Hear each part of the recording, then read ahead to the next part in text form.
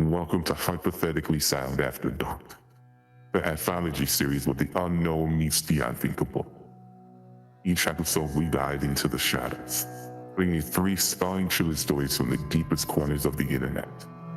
From Reddit's dark alleys to ancient folklore, and even the twisted tales crafted by AI, nothing is off limits.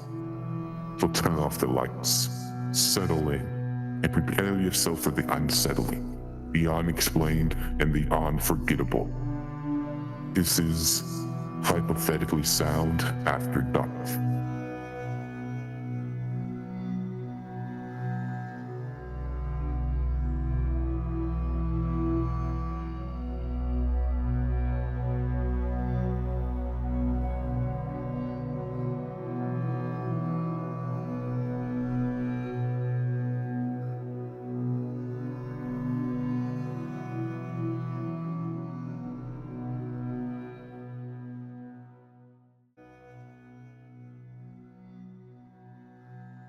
3 years after my sister disappeared, my parents and I moved to an old farmhouse built on slanted land and surrounded by towering trees.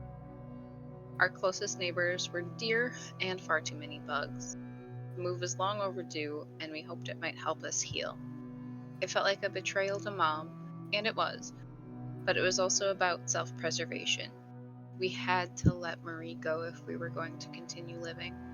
We couldn't keep clinging to the hope that one day she'd show up at our doorstep, in tears and apologizing. Mom didn't speak to Dad or me for months after we moved. She locked herself in a room, no longer seeing me, but looking right through me as if I were a ghost. It made my body burn and my heart ache. Dad sympathized and told me to give her space, but I noticed he wouldn't look at me anymore. I missed my sister, and I knew my parents blamed me for what happened. They were right. Marie's disappearance was my fault alone. It should have been you. Unspoken words hung in the air. Yes, it should be me instead of Marie, rotting under a pile of dirt, waiting to be unearthed and held. Marie often came to me at night. I'd hear her singing from the woods. Her voice had always been beautiful, and it still was. She pressed her palms against my window, leaving imprints surrounded by frost. When she smiled, her lips quivered, and her eyes shone like starlight. She whispered my name throughout the night, taught me curses and hissed enchantments. She sang low and sweet, songs only the dead know. It's not real, I told myself. You're being stupid. It's just the wind and your imagination. But the wind doesn't know my name, and my imagination can't leave scratches on the window. I tried to forget, convincing myself it had been a dream. But then I found Marie's locket, coated in thick black mud, on my windowsill. She would never have taken it off willingly. My hands trembled as I wiped away the grime, revealing the inscription, A to M, forever, to you with love. The sight of it shattered the fragile peace I had built. I had told myself for years that she was gone, that I had repressed hope, but I hadn't truly abandoned it. Now, there was no hope left. I lost my mind that day. I ran to the fields and screamed until my throat was raw.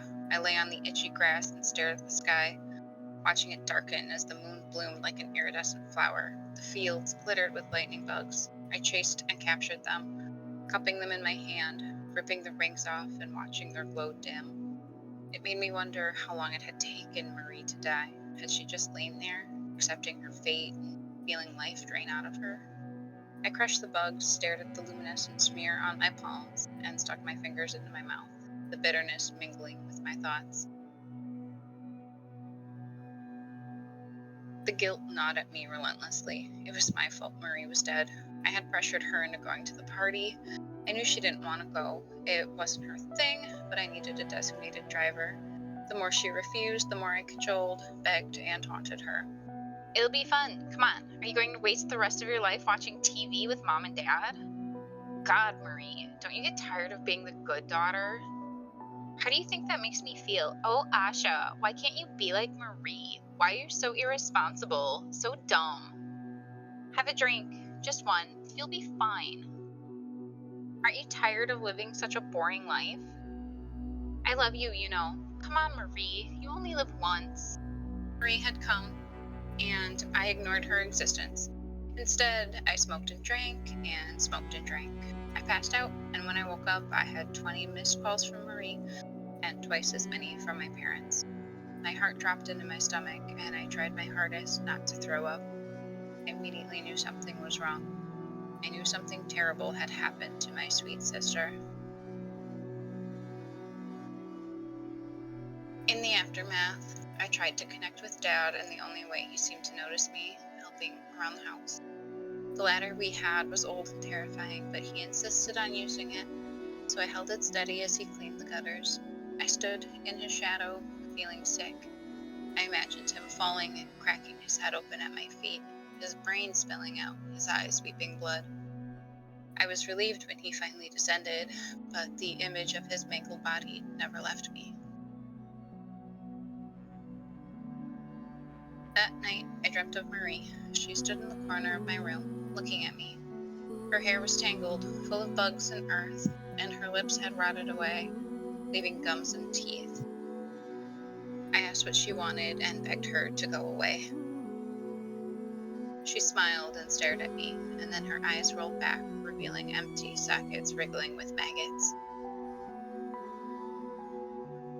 Sometimes I smelled blood in the air, and that's when I knew Marie was nearby. I know Mom sensed her, too. On the rare occasions we encountered each other, she would look at me, terrified. I imagined Marie clinging to my back, caressing and tracing my face with blood-stained fingertips.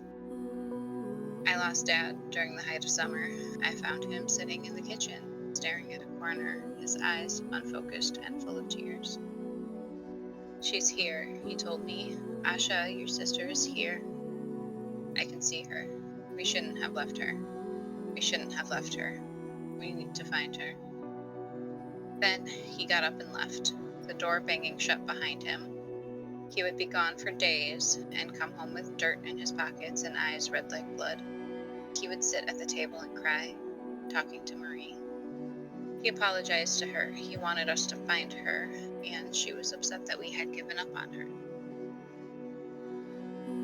The days grew longer, summer felt endless, and Marie's anger grew with the season.